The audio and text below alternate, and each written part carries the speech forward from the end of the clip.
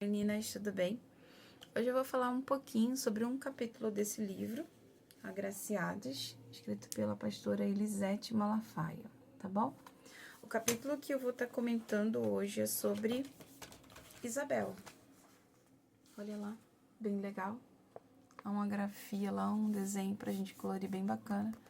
Achei bem legal, que o livro todo tem ilustrações, é bem bacana, bem colorido. Então vamos lá comentar um pouquinho. Quem é Isabel?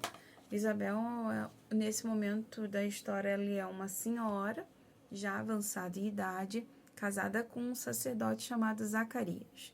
Isabel era estéril, não podia ter filhos, sonhava e almejava ter filhos, porém, o tempo foi passando, né? E nós, mulheres, temos uma idade, o nosso corpo tem um prazo para poder gerar, todo mundo sabe disso. Então, tanto ela como o marido já eram velhos, então eles almejavam e sonhavam ter filhos, mas o não ter filhos não os impediam de adorar e servir. Então, a dificuldade que Isabel encontrava não a impedia de servir ao Senhor em família. Zacarias era o sacerdote e muito interessante assim dizer que, apesar de ser esposa de um sacerdote, ela tinha uma intimidade pessoal com Deus, independente do marido. E ela era admirada, ela era observada por essa proximidade, né? Eles não deixavam de servir ao Senhor por não ter filhos. Aqui vai falar também o tempo e o propósito do milagre, né? O sonho naquela época era de todos gerar, né? E existia uma promessa de que uma virgem geraria o Messias. Então, muitas jovens tinham esse anseio de um dia gerar, e quem sabe fosse ela a escolhida. Então, muito mais do que gerar um filho, elas tinham um propósito de gerar o Salvador da nação, porque Israel vivia, né, e ainda vive, né, situações difíceis naquela época também, e era prometido dos profetas anteriores, lá bem antes, que o Salvador viria. O Salvador viria, nasceria de uma virgem e seria o libertador daquela nação. E eles almejavam e eles esperavam por isso. Mesmo ela sendo idosa, ela não desistia do propósito. E é interessante pensar que ela tinha tudo para não crer mais, ela tinha tudo para não acreditar mais no propósito daquilo que Deus tinha prometido. Porque o tempo passou, aquilo não aconteceu, e a gente vive situações como essa, né? A gente cria expectativas em relação a uma situação e Deus não nos concede no tempo que a gente quer ou no tempo que a gente acha que precisa, e aquilo nos gera frustração. Mas eu acredito que tudo é um teste, né? Tudo é uma prova, uma provação, uma forma de Deus testar a nossa fé diante dele. É quando você vê fazer a menção de Jó relacionada a tudo que ele viveu. Ele era um homem temente, fiel, levantava as ofertas, sacrificava, jejuava, fazia tudo o que era correto. Mas ele também vivia uma abastança na sua vida. Deus vem e tira tudo que ele tem, para ver se ele continua a adorá-lo. No fim, existe lá um empate com Jó, uma guerra, uma discussão relacionada a tudo, porque ele não se acha digno de passar por aquele tipo de situação, porque ele é um homem justo, é um homem correto. Porém, ele questiona Deus em todos os momentos, em todos os momentos. Então, assim, Paciência de Jó, eu acho interessante ter lido o livro, que eu tive uma outra percepção, né? Ele não é um cara totalmente paciente, passivo, no sentido de não fazer nada. Jó questiona, Jó reclama, Jó ora, Jó incomoda a Deus o tempo todo, né? E as pessoas vêm até ele tentando encontrar uma resposta, mas não tinha resposta, porque quando o inimigo nos ataca, nós conseguimos correr a Deus, e quando é o próprio Deus que vem sobre nós para nos testar e nos provar, a gente não tem para onde correr. E era o que Jó estava vivendo. E assim, trazendo para Isabel, ela vivia uma situação em que ela sabia que era o Senhor e sabia que dependia totalmente dele, né? A gente tende a limitar o tempo, a gente tende a limitar a questão, como eu falei inicial, do nosso corpo, do nosso período, né? Mas a última palavra quem dá é Deus. O que nós não podemos fazer nesse período entre a promessa e o cumprimento dela, não esmorecer a nossa fé, não deixar de crer que realmente o Senhor pode fazer algo extraordinário, maior e melhor daquilo que imaginamos ou pensamos. Não soube o nosso coração, nem no nosso pensamento, mas Deus pode fazer. E era o que ela acreditava, que ela ainda poderia ter. Por mais que o marido dela não acreditasse, ela poderia crer. Ela cria que aquilo poderia acontecer. Porque ela tinha convicção que ela desejaria abençoar a nação. E essa fidelidade, essa crença em Deus, esse amor, essa dedicação, essa servidão, no sentido de servir ao Senhor, fazia com que ela tivesse um diferencial de muitas mulheres. E é interessante que você vai olhar, né? Aqui vai falar assim, ó, mas não abra mão de continuar crendo, né? Faz uma menção, a pastora faz uma menção. Para que a gente quer ter filhos, né? Para o nosso próprio ego, para a nossa própria vontade? Para que a gente quer gerar, né? Muitas de nós, né? Acha que os filhos são nossos, né? A gente toma posse e a gente tem aquela coisa de colocar os nossos filhos a fazer coisas que a gente deseja que eles façam, né? Obrigatoriamente. Eu, particularmente, tenho essa culpa em mim.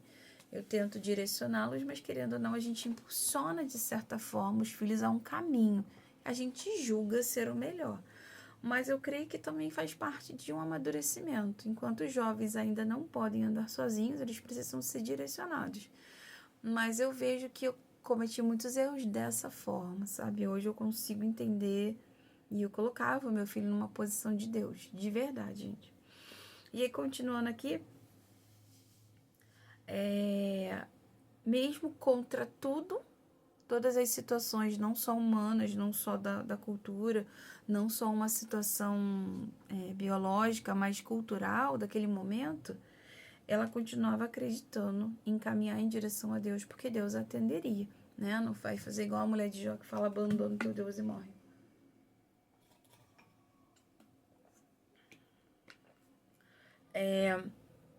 Servindo com alegria e esperança aos planos de Deus para nós. Ela tinha uma visão oposta, né? Que diz assim, com a mãe de João Batista, aprendemos a importância de caminhar em visão oposta, servindo com alegria e esperança aos planos de Deus para nós. E assim, gente, ó, se você parar para analisar, as coisas de Deus nunca são, como é que eu vou dizer, normais, que seguem um fluxo racionalmente lógico. As coisas de Deus, elas são sempre contrárias ao mundo e a muitas situações. Para você servir a Deus, você precisa abdicar. Para você receber, você tem que doar. Então, são coisas contrárias, né? Nenhuma de nós passamos por situações de bonança antes de ter passado por uma provação. Antes de você alcançar algo que você desejou, o que você sonhou, você chorou muito por aquilo. Ou talvez você fez coisas que não te agradavam, mas eram necessárias serem feitas. E aí, caminhar contra o mundo é exatamente isso que Isabel fazia. Tudo indicava para não, né? E a gente, racionalmente, a gente entende o nosso corpo biológico, a gente entende que é tempo para cada coisa, que a mulher não pode esperar muito tempo igual o homem e tal. O homem ainda continua produzindo filhos até uma certa idade, a mais do que a mulher. Mas a gente tem períodos. E era o que ela estava vivendo, era períodos. Mas ainda assim ela não deixou de acreditar, mesmo racionalmente entendendo que biologicamente ela talvez não tivesse mais a chance de gerar. A arma secreta de Deus. Naquela família, o sacerdote era Zacarias, e pela lógica humana, ter acreditado imediatamente na palavra que recebeu do anjo, mas porém, ele não esperava diante de tamanha possibilidade, ele duvidou. Eu acho bem top essa passagem, quando Zacarias, ele é uma escala, né, gente? Tem dias para servir. Zacarias vai ao templo para servir. E aí, bem naquele dia, tipo, aquela escala dele, que ele foi lá dedicar ao Senhor aquele tempo de servidão, fazer todas aquelas coisas, o anjo aparece para ele. Então, tinha que ser ele, era aquele momento que o Senhor fala e fala que vai dar um filho para ele, né? E ele duvida. Porque ele duvida, ele fica mudo. E Deus vai falar com ele a respeito disso. E é muito interessante quando a gente se propõe a fazer algo para o Senhor sem esperar nada em troca. E eu acho que era aquilo que eles estavam, tipo, mesmo que o Senhor não me der, eu continuo fazendo, né? Você continua sendo Deus para mim, independente dessa situação. E aí ali, o anjo aparece, dá a recomendação, explica como ele vai precisar cuidar do filho dele, as coisas que ele precisa fazer com o filho dele. E ele fala, porque não acreditou nas minhas palavras que se cumprirão no tempo oportuno. Mas a fé não... Aí você vai olhar, né? O cara era sacerdote. O cara era para ter uma fé muito maior do que a da esposa. Mas aí que vai dizer, né? Que a fé não depende da posição. Por isso eu digo que a mulher precisa ser ainda mais espiritual que o marido. E aí a gente vai se colocar para essas situações, né? É muito difícil, é muito raro, mas existe, lógico, né? De mulheres que são regadas da oração do marido. Isso acontece, eu já conheci.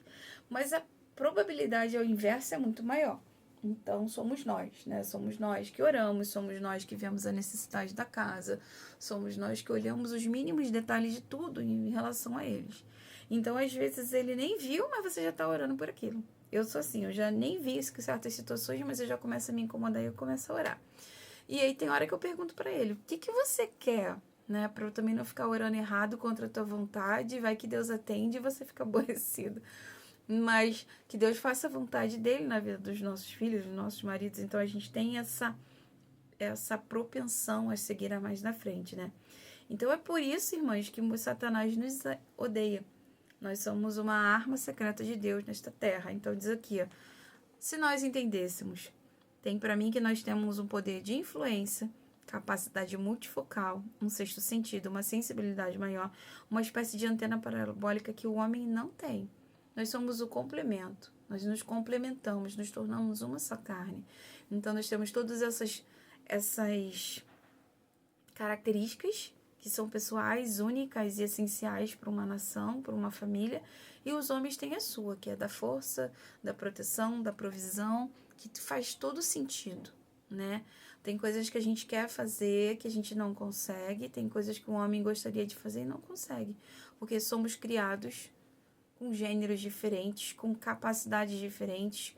A gente pode desenvolver a habilidade de fazer coisas diferentes? Sim, mas se faz necessário, né? Se faz necessário a gente desenvolver habilidades que não nos cabe, na ausência de um marido, né? A mulher se vira nos 30, vira pai, mãe, vovó, tudo que é possível, a mãe vai virar.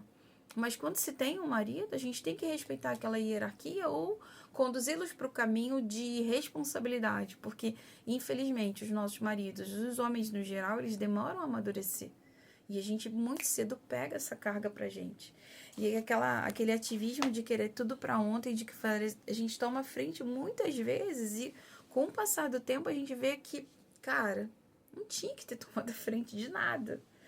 E hoje a gente entende melhor. Porque assim, ó, que eu acho que é muito legal essa questão da mudança, né?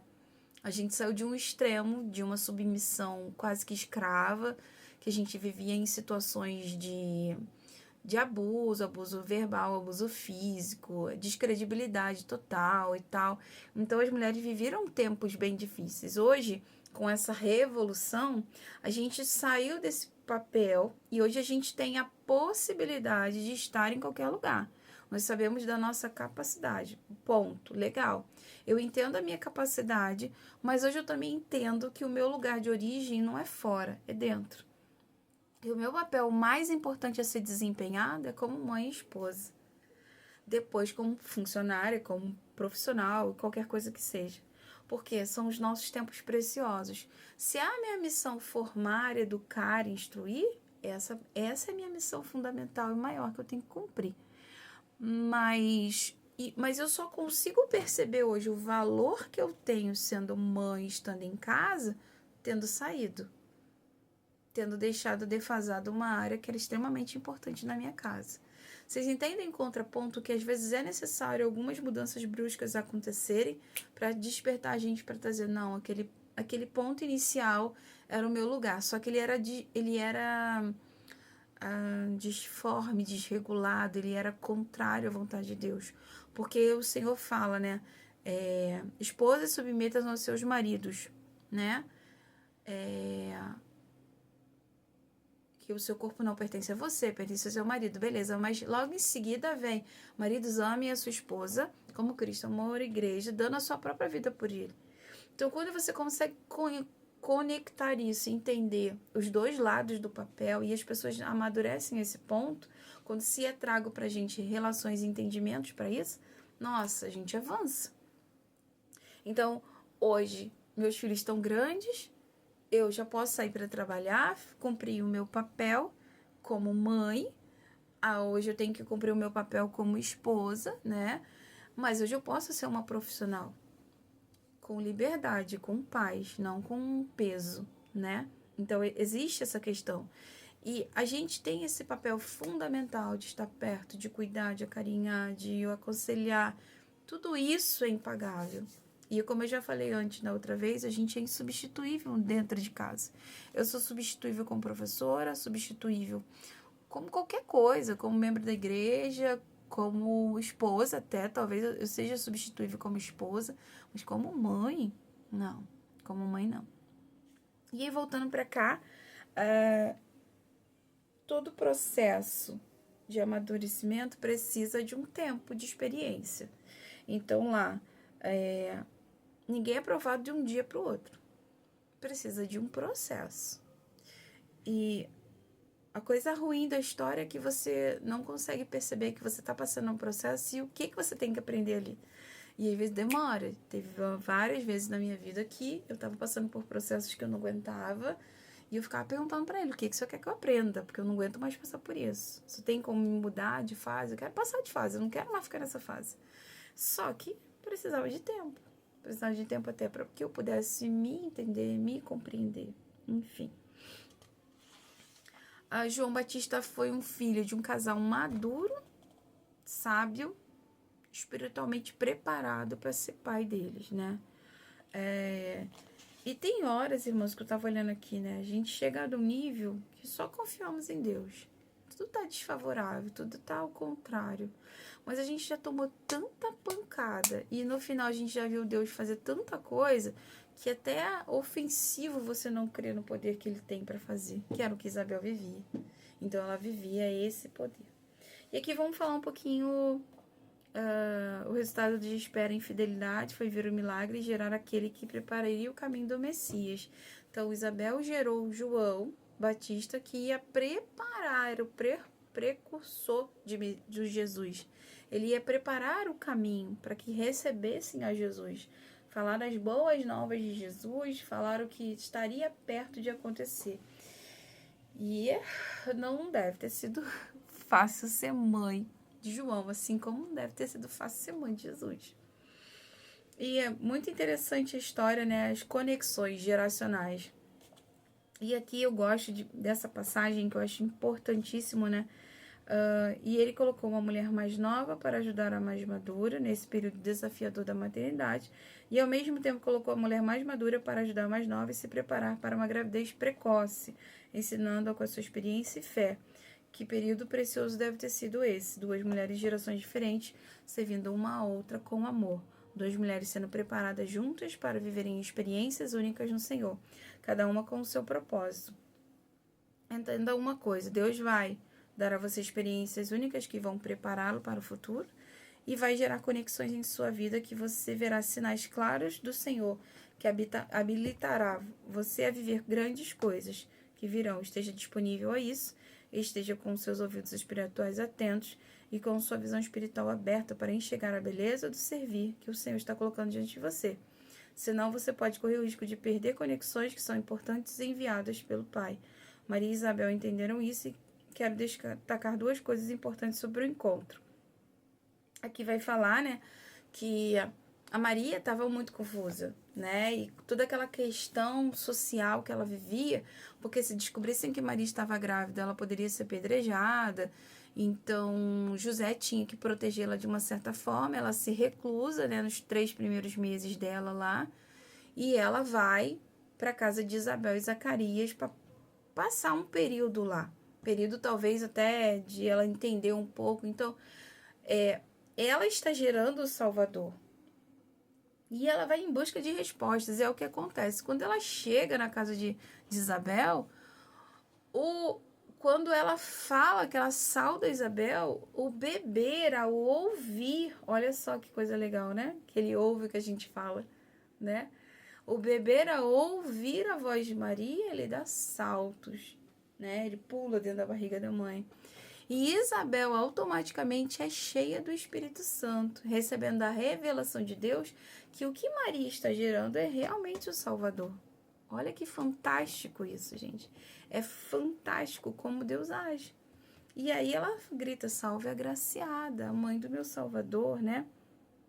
Feliz é aquela que creu que se cumprirá aquilo do Senhor. Então, aquilo que Maria recebe, e aí vai um pouco a entender quando ela fala, né, eis-me aqui, né, estou para te servir, é porque ela já sabia, ela estudava a palavra, como a Fran disse, ela era consciente daquilo que acontecia. Então, todas elas esperavam, de alguma forma, ser a geradora do Salvador. E e Isabel recebe a confirmação. Não foi ela a mãe de Salvador, mas ela teve a oportunidade de conhecer e ser próxima dela. E as conexões,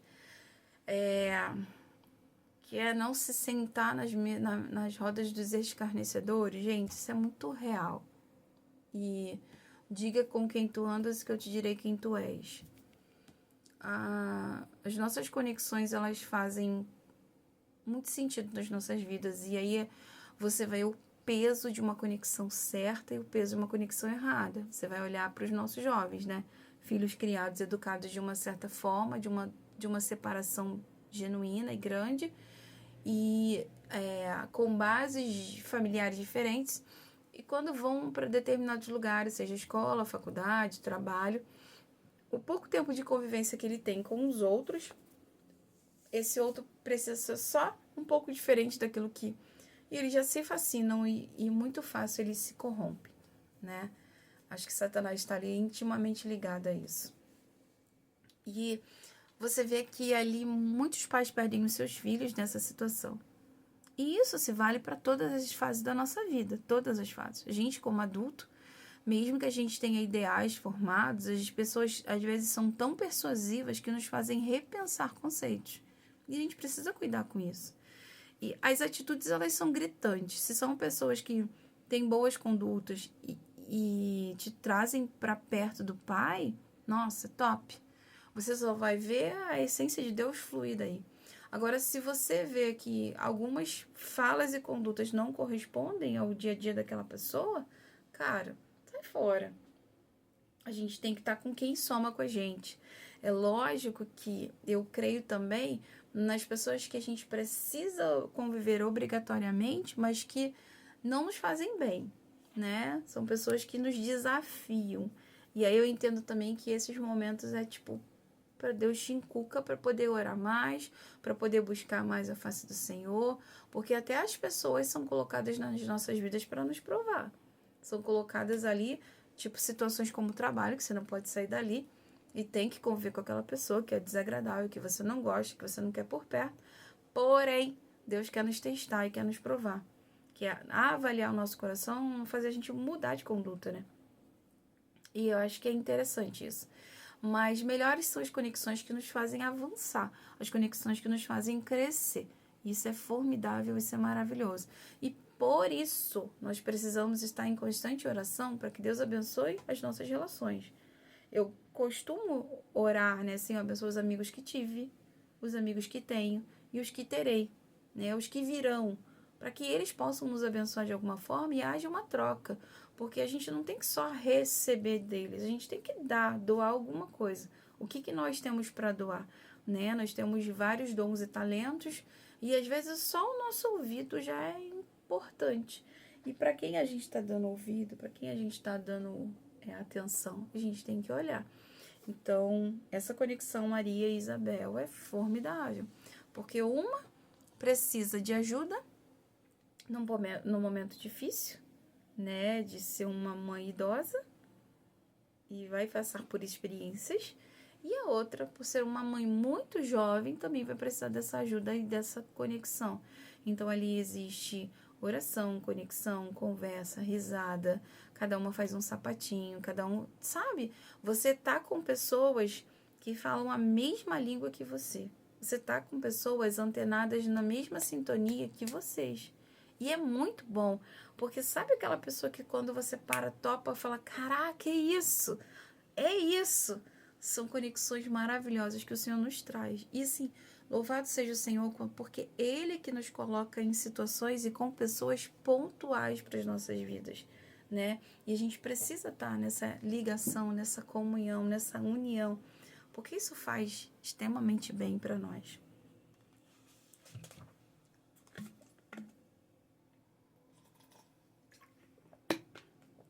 E ali, ó, conexões que revelam o mover de Deus. Da mesma forma, momentos em que ao se aproximar de outra mulher, você verá nitidamente um mover sobrenatural de Deus. Humanamente fácil de se explicar, mas é preciso discernir espiritualmente, estar sensível ao espírito. Não permita que qualquer diferença de idade, status ou finanças impeça você de se conectar com alguém que Deus lhe apresentou com um propósito.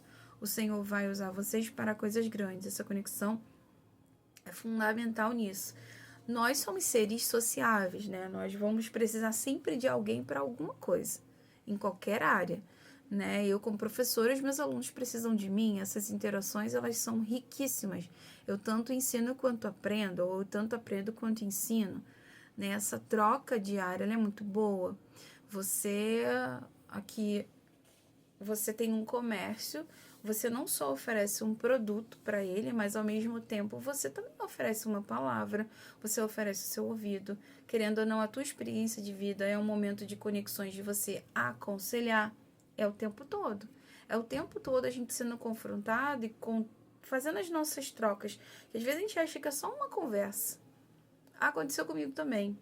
Não, é Deus nos usando o tempo todo para abençoar vidas. É Deus usando a nossa história, as nossas experiências ruins e boas para poder mostrar que Ele tem o poder de transformar, que Ele tem o poder de mudar, né? A gente é muito ferido numa área e é justamente essa área que o Senhor vai usar para curar outras pessoas. Ele nos cura, Ele nos restaura, ela vai estar lá, essa ferida, ó, aqui, ó. Vai estar lá, essa marquinha, essa cicatriz aqui vai estar lá. Um dia doeu. Hoje em dia não dói mais. Mas eu posso contar a experiência disso daqui para alguém. E isso vai servir. Já aconteceu milhares de vezes comigo. Muitas vezes. Não, milhares, centenas de vezes. Aconteceu comigo.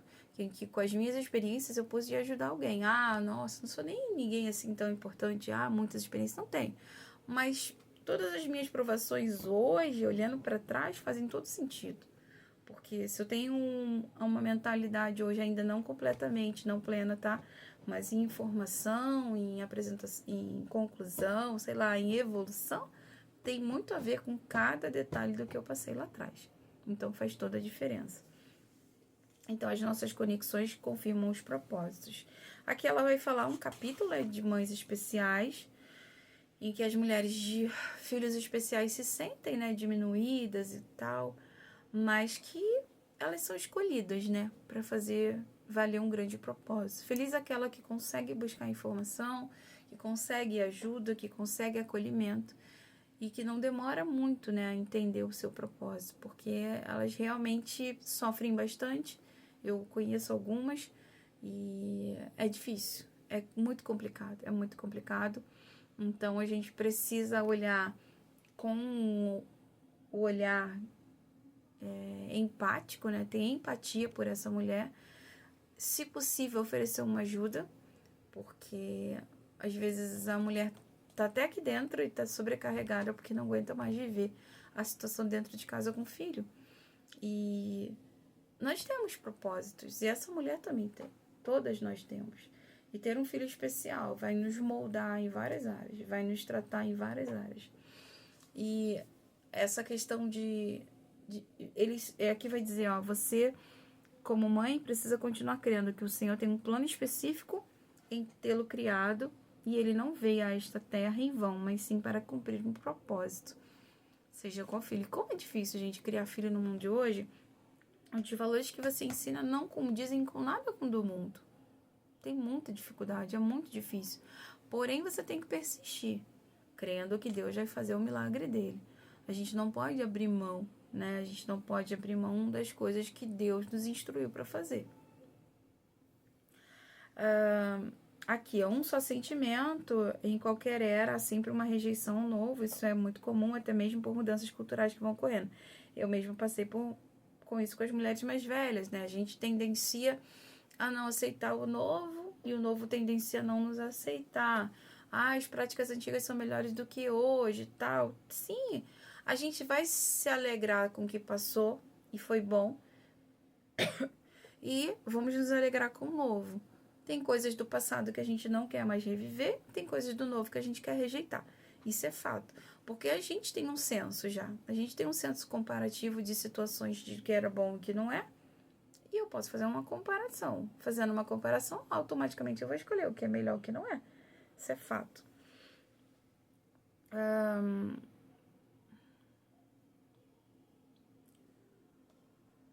Aqui vai falar um pouco de duas mulheres, né? Evódia e Sintique, duas mulheres que pareciam estar lidando com divergências no contexto da igreja primitiva. Não, vamos voltar lá.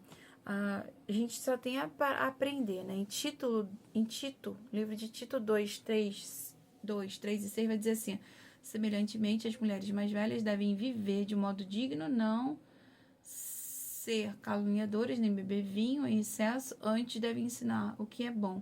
Devem instruir as mulheres mais jovens a amar os seus maridos e filhos, a viver com sabedoria e pureza, e trabalhar no lar e fazer o bem, e a ser submissa ao marido, assim não envergonharão a palavra de Deus. Então, assim, o nosso papel hoje, sendo mais madura, é instruir as mais novas. Essa é a nossa missão. Então, a gente vê muitas jovens, adolescentes, até mulheres mesmo, como nós, mas mais novas que nós, precisando de orientação. E a gente tá vendo, a gente tem que fazer. Porque aquele que vê se poderia fazer o bem não faz, tá pecando. Se eu tô identificando uma situação e eu vi errado, eu tenho que falar.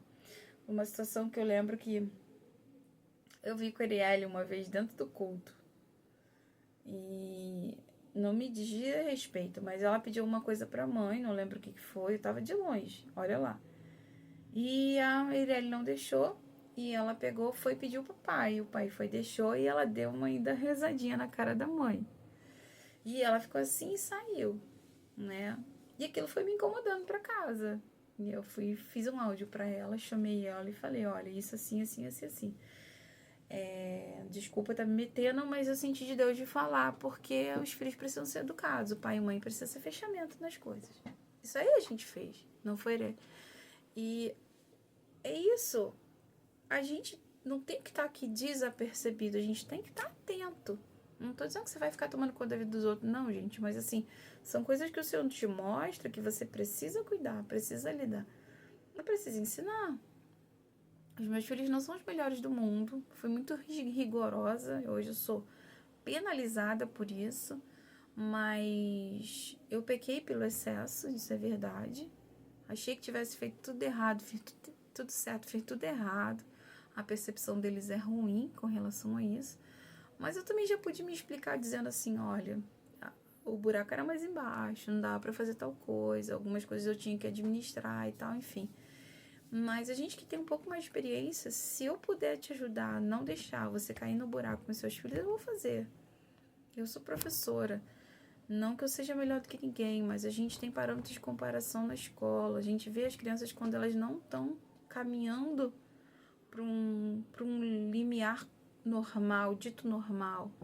Ninguém é igual, mas em alguns aspectos aquilo ali já tinha que estar alinhado. E às vezes está no nível muito mais baixo ou muito mais alto do que deveria. E a gente vem falar Ah, você se mete em tudo. Não, não é para ofender, não é para chatear, não. É só porque quanto antes se preserva, quanto antes cuida, quanto antes busca a resposta, menos trabalho tem lá na frente. Então, é o que a gente costuma dizer, orientar, né? Na questão de comportamento, né? Como ser boa esposa, como tratar bem os filhos, ter calma, ter paciência, né? A gente precisa estar sempre orientando as mulheres nesse sentido. E as nossas trocas são valiosíssimas. Ai. Eles eram uma benção no ministério, mas elas... Aí falando aqui de duas mulheres, a Cíntia e a Evódia, que elas brigavam entre si. Elas eram excelentes no ministério, mas que não podiam ter esses desentendimentos, né? Dentro da igreja a gente tem que procurar a ser sábia, né? Eu não vou ficar batendo de frente com todo mundo, porém também não vou bater palmo para tudo, né? Eu tenho as minhas próprias opiniões e eu tenho que saber levar em consideração. Se aquilo que ela tá fazendo, mesmo que eu não concorde, me afeta em alguma coisa, não me afeta, passou. Me afetou, em vez de eu chegar e falar mal dela, eu vou chegar para ela e vou contar. Ó, isso. É o que eu penso. E isso também, irmão, se valer a pena, né? Porque às vezes é uma pessoa que faz uma coisa que, tipo, não vale a pena você se desgastar, deixa passar. Porque para que a gente vai ficar se desgastando em situações como essa, né? Então, aqui vai dizer, mulher, se quisermos cumprir o nosso propósito de ser, de fato, a arma secreta de Deus, precisamos aprender a amar as nossas irmãs e servir aquelas que estão do nosso lado, sejam as mais velhas ou as mais novas. Essa é a mensagem que a pastora quer reforçar. Estamos em guerra e por amor ao reino nós nos unimos nessa batalha. Nós precisamos nos unir, a instruir, a ensinar. Vamos viver tempos difíceis. E nós seremos essa geração que vai estar aqui na terra ainda, orando e clamando. Vamos ser as senhorinhas do coque que vão estar orando e intercedendo pela vida dos nossos filhos e jovens. Então, a gente está mais do que na hora de levantar um grande exército de oração, de mulheres de oração, buscando esse benefício. Está na hora, ou já passou da hora, né? A gente tem que se armar quanto a isso. Porque se a gente não fizer, a gente vai sofrer danos e... Por que as irmãs não viram isso? Por que a igreja não viu isso?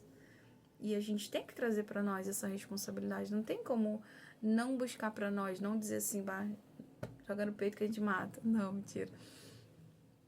Mas nós precisamos desse jeito. E a minha oração, que diz assim, Senhor Jesus, eu agradeço por ser agraciada e escolhida para cumprir a tua vontade na terra.